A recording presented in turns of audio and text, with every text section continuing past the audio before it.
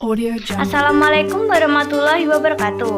Perkenalkan, nama saya Ulfa Widhentasya Jawa Aryani dari kelas 6F Ekonomi Syariah, NIM akhir 254. Di sini saya akan memenuhi tugas ulangan akhir semester Manajemen Sumber Daya Manusia, yaitu mengimplementasikan isi poster dengan kegiatan sumber daya manusia. Poster saya di sini berjudul Seleksi dan Penempatan Sumber Daya Manusia. Berikut video penjelasan dari saya. Poin pertama yaitu seleksi. Seleksi sendiri adalah proses pemilihan orang-orang yang memiliki kualifikasi yang dibutuhkan untuk mengisi lowongan pekerjaan di sebuah organisasi. Tanpa karyawan-karyawan yang berkualitas, sebuah organisasi memiliki kemungkinan yang lebih kecil untuk berhasil. Tujuan seleksi sendiri yaitu yang pertama, menjamin perusahaan memiliki karyawan yang tepat untuk suatu jabatan atau pekerjaan. Yang kedua, memastikan keuntungan investasi sumber daya manusia perusahaan. Ketiga, mengevaluasi dalam mempekerjakan dan penempatan pelamar sesuai minat. Yang keempat, memperlakukan pelamar secara adil dan meminimalkan diskriminasi. Yang terakhir, memperkecil munculnya tindakan buruk karyawan yang seharusnya tidak terjadi. Selanjutnya yaitu proses seleksi. Terdapat 4 komponen dalam suatu proses seleksi. Di antaranya yang pertama yaitu kuantitas atau jumlah tenaga kerja yang dibutuhkan. Kedua, standar kualifikasi tenaga kerja yang dibutuhkan. Ketiga, kualifikasi dari sejumlah calon tenaga kerja. Kualifikasi yang menjadi dasar dalam seleksi di antaranya yaitu keahlian, pengalaman, umur, jenis kelamin, pendidikan, keadaan fisik, dan lain-lain. Selanjutnya yang keempat, yaitu serangkaian alat-alat seleksi seperti tes IQ, tes kepribadian, dan interview. Poin kedua yaitu penempatan. Usaha menyalurkan kemampuan individu sebaik-baiknya. Hal ini dilakukan dengan jalan menempatkan karyawan pada suatu tempat atau jabatan yang paling sesuai. Dengan penempatan karyawan yang tepat akan meningkatkan motivasi karyawan dan meningkatkan kinerja organisasi. Tujuan dari penempatan yaitu berfungsi untuk mengarahkan perilaku. Begitu juga dengan penempatan karyawan.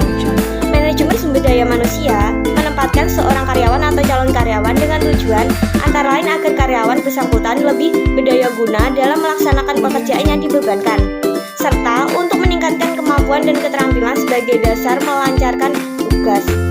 Faktor-faktor yang dipertimbangkan. Yang pertama yaitu pendidikan. Prestasi akademis yang dimiliki tenaga kerja dalam mengikuti pendidikan sebelumnya harus dipertimbangkan, khususnya dalam menempatkan tenaga kerja tersebut untuk menyelesaikan tugas pekerjaan serta mengemban wewenang dan tanggung jawab. Tenaga kerja yang memiliki prestasi akademis tinggi harus ditempatkan pada tugas dan pekerjaan yang sesuai dengan kemampuannya. Sebaliknya, tenaga kerja yang memiliki latar belakang akademis rata-rata atau di bawah standar harus ditempatkan pada tugas dan pekerjaan ringan dengan beban, wewenang, dan tanggung jawab yang relatif rendah. Latar belakang pendidikan pun harus menjadi pertimbangan dalam menempatkan karyawan. Misalnya, sarjana ekonomi harus ditempatkan pada pekerjaan yang berhubungan dengan bidang ekonomi. Latar belakang akademis ini dimaksudkan untuk menempatkan karyawan tepat pada posisi yang tepat pula. Yang kedua yaitu usia. Faktor usia tenaga kerja yang lulus seleksi perlu dipertimbangkan dalam penempatan tenaga kerja.